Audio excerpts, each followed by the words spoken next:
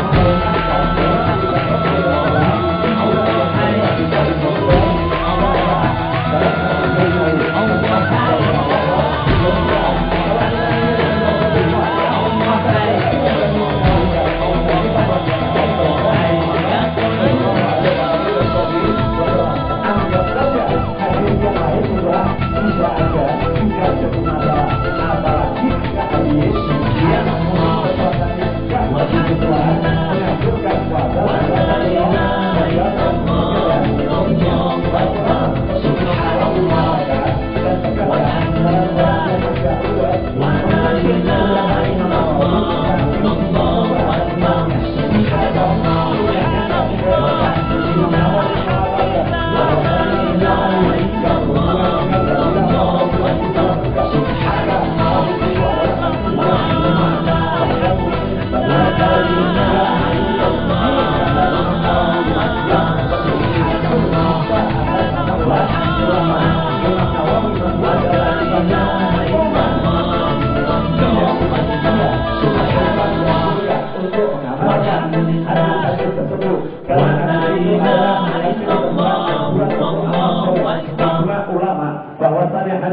menganjurkan untuk amal soleh hendaknya diamalkan. Jadi yang betul ucapan Imam Nawawi yang pertama atau yang kedua? Yang kedua ini adalah ucapan Imam Nawawi. Yang pertama ucapan penipu yang mengutip sebagian kalimat Imam Nawawi. Jadi jangan bingung lagi mau puasanya itu tanya dalilnya apa? Dalilnya saya diperintah oleh Nabi untuk banyak-banyak berpuasa. Selesai. Ya, banyak-banyak berpuasa. Mau khususkan tanggal 1. Mau saya khususkan, nggak saya khususkan, nggak jadi masalah. Saya menganggap tiap hari puasa selama bukan diharamkan juga tidak jadi masalah. Simple. Udah jelas? Nah, kenapa bulan Rajab ini menjadi sangat istimewa? Karena di bulan Rajab inilah kita punya waktu yang cukup pendek. Dan ini waktu terakhir, batas terakhir pendaftaran untuk Lailatul Qadar. Batas terakhir pendaftaran Lailatul Qadar. Maksudnya bagaimana? Kalau orang-orang soleh terdahulu tanggal 1 Syawal udah daftar cari Lailatul Qadar. Jadi beliau-beliau itu dari Lailatul Qadar sejak tanggal 1 Syawal. 10 hari terakhir maksimal. 10 hari terakhir Ramadan itu maksimal. Tapi mulai nyarinya sejak tanggal 1 Syawal. Sedangkan kita masuk bulan Ramadan 10 hari terakhir nyarinya pun malasan. Beda kan? Makanya semua ulama dikasih alternatif. Nih kalau nggak bisa dari Syawal, mulai dari bulan Rajab. Kenapa? Rajab, Sya'ban, Ramadan. Artinya masih ada 2 bulan sebelum Ramadan. Dikatakan bulan Rajab adalah bulan untuk babat alas, bersih-bersih, sehingga nanti di bulan Sya'ban, bulan tahliyah, menghiasi diri, di bulan Ramadan, bulan panen dari hasil kerja selama 2 bulan, sehingga Ramadan ibadah bisa dinikmati senikmat-nikmatnya. Contoh, mau kerja garap sawah, itu pasti ada namanya tim pembajak sawah ya. Kalau dulu pakai kerbau, sekarang traktor. Ya pakai traktor. Sebagian masih pakai kerbau mungkin ya. Sebagian seperti itu. Sawahnya dibersihkan dulu dari ilalang yang liar-liar. Biar apa? Biar padi yang ditanam nanti hasilnya bagus. Setelah tanahnya diolah, tanahnya bagus, baru ditebar benih. Setelah ditebar benih, maka dikasih pupuk ya. Macam-macam dijaga dari hama dan lain sebagainya. Sampai pada waktunya tinggal panen. Ya tinggal panen. Nah bulan Rajab itu bulan untuk babat sawah. Sawah apa? 7 anggota tubuh bersatu hati. 2 tangan, 2 kaki, 2 mata, 2 telinga, 1 mulut, 1 perut, 1 alat vital. Berapa jumlahnya? Tangan, kaki, telinga, mata, perut, 1 alat vital. 2 ya, semua ada 7 anggota tubuh yang pokok plus hati. 7 anggota tubuh manusia ini yang harus dibersihkan. Ya, 7 anggota tubuh manusia ini yang harus dibersihkan. Pertanyaannya, Ramadan itu kan mestinya tinggal menikmati karena panen. Seharusnya Ramadan itu orang sholat enak. Kenapa? Karena itu saatnya Allah ngasih hadiah. Jadi Ramadan itu Allah bagi-bagi hadiah. Hadiah ini dibagi, tinggal kita menikmati. Yang jadi masalah, waktu panen, kalau ternyata tanduran kita nggak ada, apa yang mau dipanen? Apa yang mau dipanen? Makanya bulan Rajab bersihkan dulu. Lisannya mulai diajarkan. Selama bulan Rajab, terbanyak istighfar. Dikatakan dalam sebuah hadis yang dhaif, Rajab syahrullah, Ramadan Sya'ban syahri, wa Ramadan syahr ummati, atau kama qala sallallahu. Bulan Rajab adalah bulannya Allah. Artinya di mana Allah memberikan ampunan di bulan Rajab.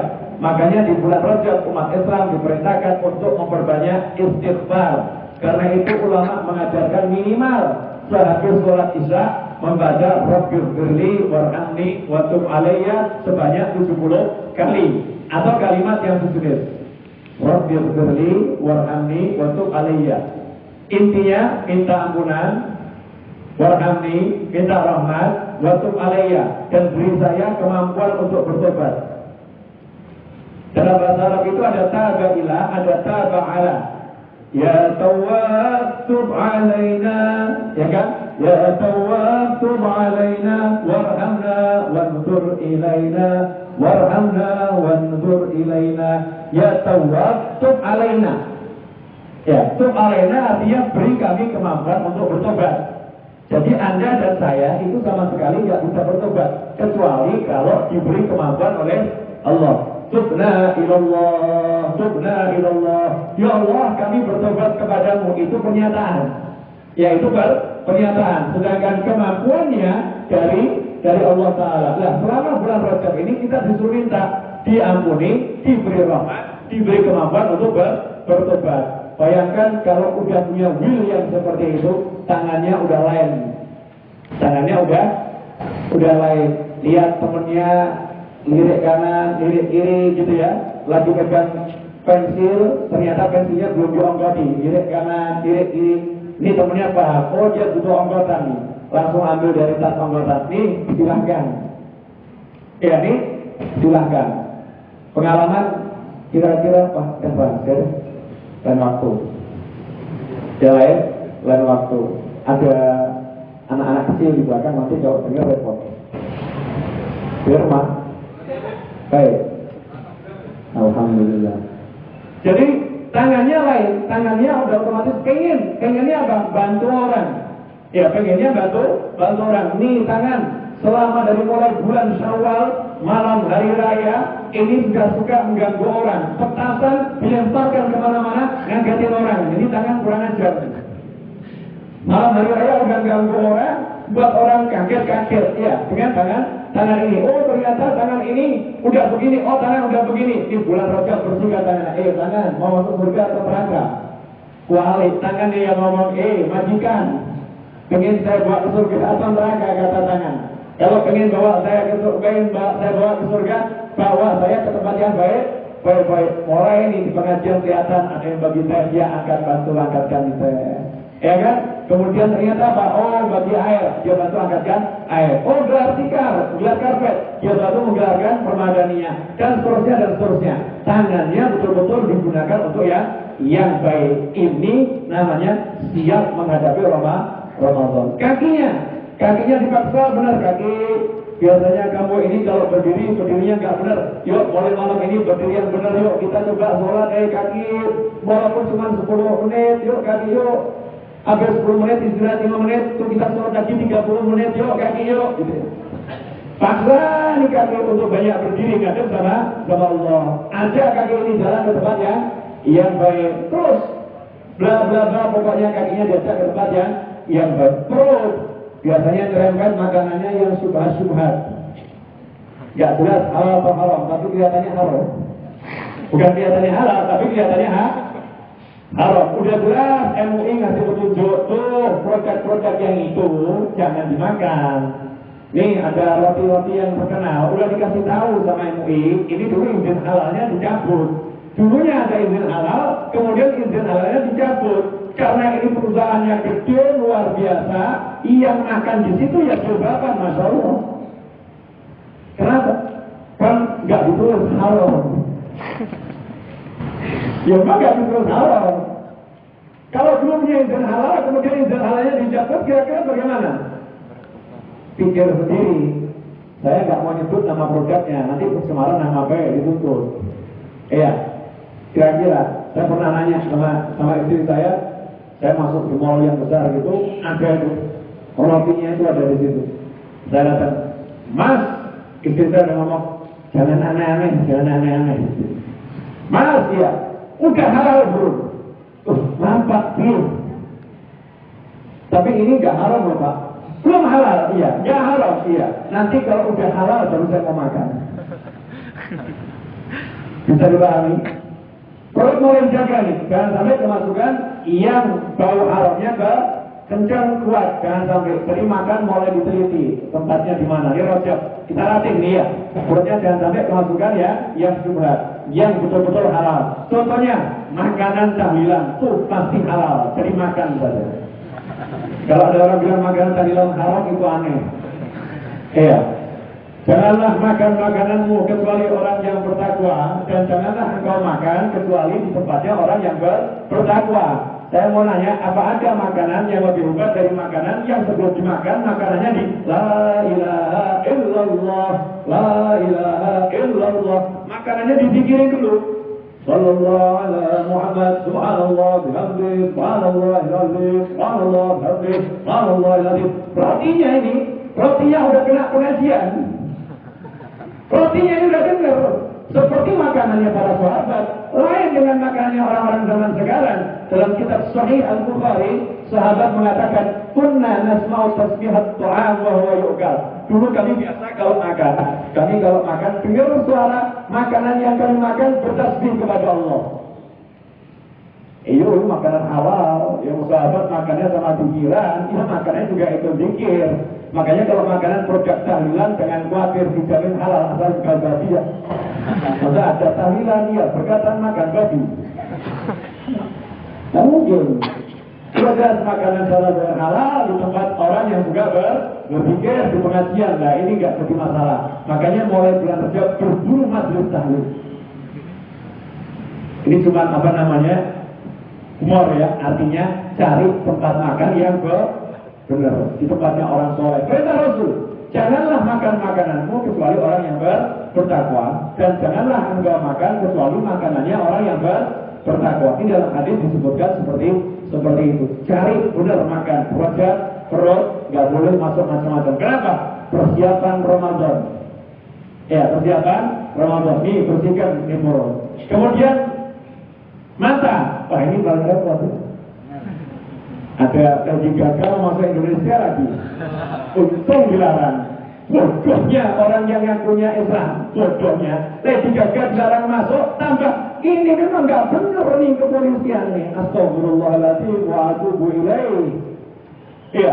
Masa ini Senin nggak boleh. Aduh kamu silahkan malaikat yang model begini cepet-cepet ditarik dikubur biar rasakan rasanya dikubur seperti apa. Nggak ada Zurah Islamiyah itu tidak ada. Lady Gaga nggak boleh masuk Indonesia. Syukur alhamdulillah. Kenapa yang lain kok nggak dilarang? Belum dilarang, kita doa semoga yang lain juga dilarang. Kan udah ada prestasi bagus. Daripada yang ini nggak dilarang, yang itu juga nggak dilarang kan loh. Ini udah dilarang, alhamdulillah. Yang lain kita doakan semoga yang lain dilarang juga untuk tampil dengan pakaian-pakaian yang seperti itu. Ini begitu urusan mata. Oh masya Allah, yang mudah-mudah gampang atau susah? Hah? Ini ada sedikit humornya orang yang lagi jatuh cinta. Kirim apa namanya SMS atau BB. Sayang, ya mas, tolong pejamkan matamu. Apa yang terlihat? Dijawab, peteng mas. Gelap mas. Wah dijawab, beginilah hidupmu tanpamu. Jangan ditiru. Ya? Jangan ditiru. Begitulah hidupmu tanpamu. Keren lah ya. Cuma jangan ditiru ya. Oh ditiru. Ya. Ternyata mata ini disuruh merem susah. Susah atau gampang? Jalan, lihat ada yang ganteng, nggak lirik, kira-kira gampang nggak Pak? Susah kan? Jalan, lihat ada yang cantik, nggak lirik, gampang atau susah? Susah, udah jingkok saja masih berdiri. Susah ini mata. Padahal pepatah mengatakan dari mata turun ke hati, bukan cuma cinta, nafsu, keinginan yang buruk, itu semua dari pandangan. Lihat mobil yang mewah, pengen akhirnya mencuri, ya kan? Lihat kedudukan yang tinggi di masyarakat, pengen akhirnya apa? Dia tipu sana, dia tipu sini. Dia pengen sesuatu yang masuk ke dalam hati karena pandangannya, akhirnya mengajak kepada hal yang nggak benar. Ternyata mengendalikan mata itu kunci selamatnya hati. Kalau hati itu selamat berarti hidup selamat. Nah ini bulan Rajab latihannya begitu. Latihan mulai mata dikendalikan. Biasanya satu hari lihat orang cantik 30, hari ini cukup 5. Kurangi, gitu kan? Kurangi. Ya harus ada progres, ada progres. Latihan. Biasanya kalau lihat itu, iya begitu. Ini mulai rejat. Iya. Begitu. Iya. Iya. Mulai kurang. Ada bedanya, bedanya. Biasanya itu terus sekarang mulai ada menundukkan pandangannya. Dikurangi terus ya, dikurangi matanya. Kalau mata udah berhasil, pasti hatinya akan baik. Karena itu kalau kita lihat orang-orang yang dulu itu kalau ibadah mesti carinya tempatnya sembunyi. Tidak ada sebelumnya mihrab seperti mihrabnya orang-orang zaman sekarang. Orang zaman sekarang itu mihrabnya cuma tembok biasa, gitu kan ya.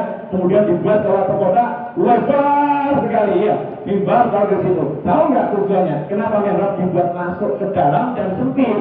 Tujuannya agar imam itu pandangannya cuma ke tempat sujud, nggak noleh kanan, nggak noleh kiri, biar fokus matanya pada sholat. Tapi sekarang yang namanya sajadah dikasih gambar yang luar biasa, motif yang luar biasa, sehingga ketika Allahu Akbar, betapa indahnya. Bukan Allahnya, tapi sajadahnya. Karena matanya nggak dikontrol. Karena itu penting nih, ilmu mengendalikan mata. Karena itu di dalam sholat, ketika sujud mata itu dilarang terpejam, makruh. Terbuka sunnah. Menutup mata makruh. Kenapa? Mata hendaknya juga ikut ibadah ketika dalam sujud. Dan ibadahnya mata dalam sujud adalah membuka pandangan di tempat sujud, biar matanya lihat tempat sujud. Sayangnya kalau ketemu cewek nggak mau terpejam, kalau ketemu Allah maunya merem. Maksudnya tempat sujud. Setiap sholat mau terpejam boleh, tapi ketika sujud diharuskan, dalam arti bukan wajib ya, anjuran yang sangat jangan sampai ditutup, dibuka matanya. Ini mata. Ya, kemudian apa lagi? Tangan, mata, telinga. Wah, ini cenderung gampang ini. Cenderung gampang. Telinga dengar yang baik-baik. Sekarang gampang. MP3 pasang, pakai Walkman gitu ya, pakai earphone. Wah, ini kok dengaran. Bismillahirrahmanirrahim. Idza waqa'atil waqi'ah. Kok dia berubah? Kenapa? Dekat Ramadan, Gak apa-apa. Gila udah cukup 9 bulan gila. Ini tinggal 3 bulan. Saya harus marah nih. Kalau enggak repot. Udah cukup 9 bulan ya yang lalu. Ini mau Ramadan persiapan. Saya mau pimpin nanti di kampung saya tadarus Al-Quran. Karena saya mungkin saya harus benar betul ngajinya. Mulai dia pasang di telinga. Kemudian mulai setelah dia tidak akan dengarkan pengajian. Kenapa? Nanti kalau diminta soto itu masa anak kamu soto itu nggak bisa malu-maluin. Di kampung soto siap soto. Kenapa? Informasi masuk. Mulai yang didengarkan yang baik-baik. Merumpi tinggalkan. Merumpi tinggalkan. Dan dengarkan yang baik-baik dilatih. Dan ingat hidup kita itu terpengaruh cuma 2 hal yang pokok. Kalau bisa jaga 2 hal ini, selamat hidup. Apa yang dilihat dan apa yang didengar. Seringkali kita mau keluar rumah udah semangat, betul kan? Begitu dengar berita yang gak enak, badan lemes.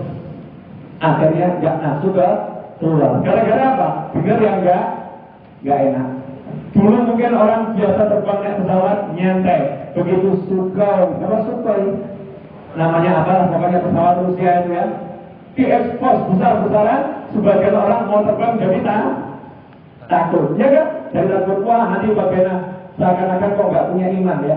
Anda jalan di darat waktunya mati ya mati, jalan di air waktunya mati ya mati, jalan di udara waktunya mati ya mati. Anda tidur di rumah duduk waktunya mati ya mati. Anda lagi asing ngobrol waktunya mati ya mati. Jadi kalau masih bingung naik apa, berarti imannya tipis. Asal jangan naik bis yang supirnya mabuk ya, nggak beres. Selama udah prosedur benar, udah Bismillahirrahmanirrahim. La haula wala quwwata illa billahil aliyil azim. Apa yang kita dengar nih seringkali merusak hati. Udah kita dengan seorang hubungannya baik-baik. Dengar orang ngomong, dia itu suka begini. Langsung hati kita berubah. Ya kan? Terpengaruh. Jadi gak enak.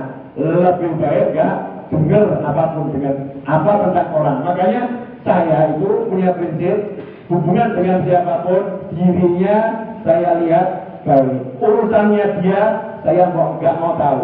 Andai kata dia ngasih tahu dan 1000 orang ngasih tahu, saya akan ngomong yang saya tahu dia begini. Urusannya dia, urusan pribadi. Saya tidak akan ikut campur. Selesai. Enak. Saat dia itu biasanya atas pengajian mendem lewat. Oh gitu ya. Ya udah simpenan dulu. Tahu saya dia mau ikut pengajian daripada kamu nggak pernah ikut ngaji. Urusan setelah pengajian bukan urusan saya. Kalau ada begitu tugasnya tinggal Allahumma beri hidayah dan taufik. Selesai. Enak. Ya kita akan enak. Jaga pendengaran kita, jangan mau dikotori dengan hal-hal yang nggak enak tentang orang lain. Jangan mau. Ya tentang orang lain siapapun orangnya itu. Pokoknya yang enak-enak saja. Makanya Rasulullah mengatakan dalam sebuah hadis, jangan sampaikan kepada kata Rasul berita yang kurang enak tentang sahabatku, karena aku pengen keluar menghadapi kalian semua dengan hati yang nyaman, enak dan bersih. Jadi Rasul nggak mau dengan berita yang nggak enak. Kalau kita ketemu semua orang dengan hati yang nggak terkotori, enak. Oh enak, semua orang memandangnya baik semua. Nah ini kan jaga hati dengan telinga. Kemudian apa? Yang dilihat mata. Oh yang dilihat mata ini ngeri. Lihat ada pria goncengin cewek. Ternyata dia begitu. Padahal adiknya sendiri. Padahal adiknya sendiri. Karena mata ini membuat akhirnya kita jadi rusak. Mikir orang lain jadi rusak. Atau Anda dalam keadaan seger, enak, hati lapang. Setel TV, filmnya horor menakutkan. Akhirnya jadi apa? Mau tidur nggak bisa. Jadinya hati yang nggak enak. Atau lihat berita, isinya berita yang mengerikan. Akhirnya suasana hati rusak. Betapa bodohnya kita. Hati kita kasih isi hal-hal yang nggak enak. Makanya saya itu sangat mengurangi nonton berita, kecuali kepeksa. Ya, nggak mau. Kenapa? Hampir nggak pernah saya temukan berita di TV judulnya seorang bocah gitu ya mendapat sumbangan uang 300 miliar dari tetangganya. Itu yang tim mencari berita, mesti boleh berita sengelek. Coba lihat tuh berita, liputan ini. Beritanya berbeda atau buruk-buruk. Kebakaran, kecelakaan, pencurian, perampokan, korupsi. Ya, berita yang buruk. Nah, kalau kita senang nonton kuping rumah sengelek, ya mata lihat yang buruk, kok senang? Aneh atau enggak itu? Aneh kan? Bahkan dari hiburan. Wah, emang itu ya manusia biadab sama anaknya seperti itu. Anda ngomong 1000 kali biadab, orang itu nggak dengar. Dan nggak bisa nolong anak tersebut. Kayak Pak, ada manfaatnya. Mungkin nambah itu dosa. Iya, nambah dosa. Contoh sederhana. Anda pernah dengar artis namanya Ayu Azhari? Pernah? Beritanya tentang anak-anaknya bagaimana? Kejam, sadis, ya kan?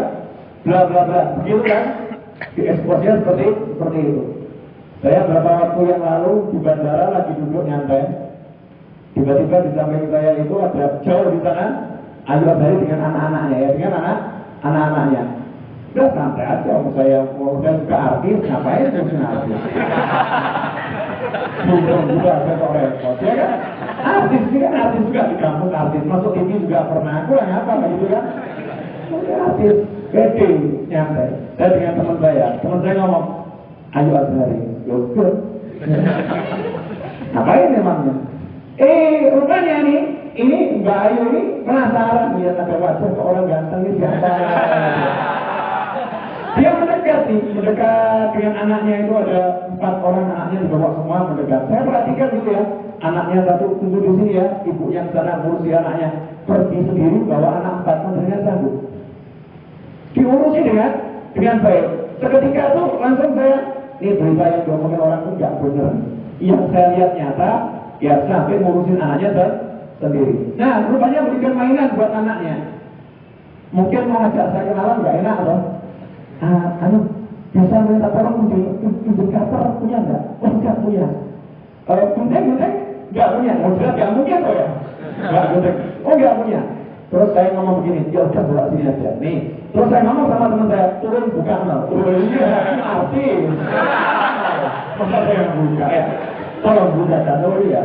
Sudah buka kan? Nih, saya serahkan, makasih. Udah, saya nyantai aja minum. Terus, maaf mau nanya, iya. Harap ya? Oh iya. Turunan. Oh iya, turunan. Ngobrol yang ngobrol begini, kenal ini, oh iya saya kenal ini, oh saya kenal ini, oh kenal, terus saya ngomong. Anda ini kan biasanya suka nitipkan anaknya Anda di Plymouth, di apa namanya, Plaza Indonesia ya. Kok tahu dari mana? Tahu aja. Belum tahu dia siapa saya. Tahu aja, padahal teman saya kerja di situ. Ya, padahal teman saya kerja di situ. Akhirnya, hasilnya apa ya? Hasilnya, boleh saya minta nomor teleponnya? Bukan saya ya. Saya jawab, oh aja, pin GB saya, nggak usah nomor telepon. Saya kasih pin GB. Terus jawabannya, kalau pin GB gak enak, pin GB suka ganti-ganti, minta nomor teleponnya aja. Tetap ngeyel minta nomor telepon. Udah saya kasih nomor telepon. Inti cerita saya apa? Inti ceritanya ya, bukan masalah ayo dan sebagainya. Berita yang saya dengar tentang beliau gitu ya, tentang satu muslimah ini bentuknya seperti apapun tidak sesuai dengan kenyataan yang saya lihat, tidak sesuai. Jadi jangan mau diri kita dikotori oleh ucapan baik itu dari televisi, dari siapapun tentang seseorang ya. Maka kita katakan urusan itu urusannya dia, saya nggak mau tahu, yang saya tahu urusan saya dengan dia hubungan baik, selesai. Masalah nasihati wajib menasihati, saya nasihati. Kalau saya ini, mohon maaf saya orang bejat luar biasa. Cuman saya pesan satu sama teman-teman saya, kita bejat-bejat begini yuk jadi orang baik. Yang penting hatinya jangan putus sama Allah ya. Allah ingat sama Allah. Oh iya. Ternyata anaknya satu nafalkan Al-Quran di Afrika, yang satu ikut jahulah keliling di Indonesia, kadang 4 bulan di Papua, kadang 4 bulan di sana dan lain sebagainya. Kadang kita mikir orang yang salah ya, karena informasi yang merusak hati, apa yang dilihat, apa yang didengar itu sangat merusak. Makanya jagalah hati, jangan kau nodai.